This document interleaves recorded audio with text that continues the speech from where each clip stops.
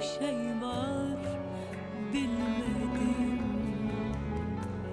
Beni üzen yıllar değil, bitmeyecek sevgiler görmedim. Ayrılıp da gidenler, aşkı ziyan edenler kime hesap verecek? Herkes tanık, Tanrım büyük. O her şeyi görür, kimin kalbi kırık. Düşmanım değilsin, beddua edemem. Affeder mi seni bilmem ama ben affedemem, ben affedemem.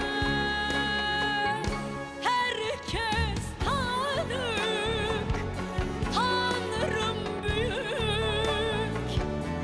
O her şeyi görür, kimin kalbi kırık. Düşmanım değilsin, beddua edemem. Affeder mi seni bilmem ama ben affedemem, ben affedemem.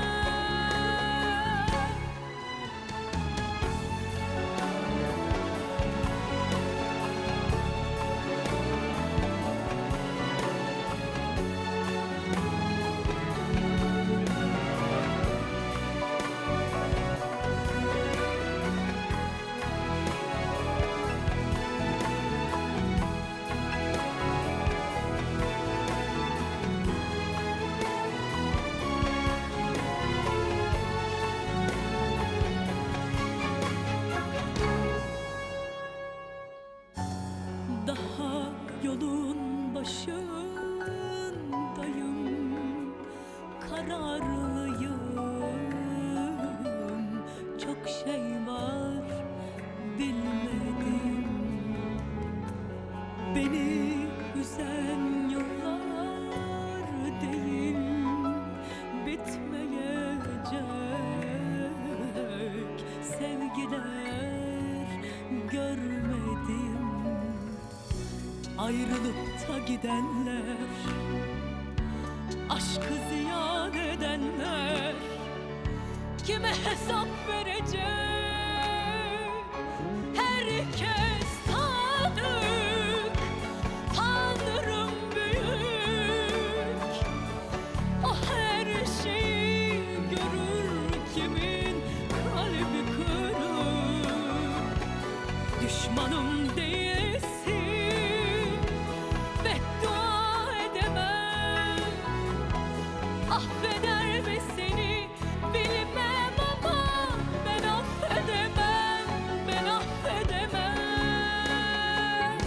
Herkes tanık, Tanrım büyük. O her şeyi görür, kimin kalbi kırık. Düşman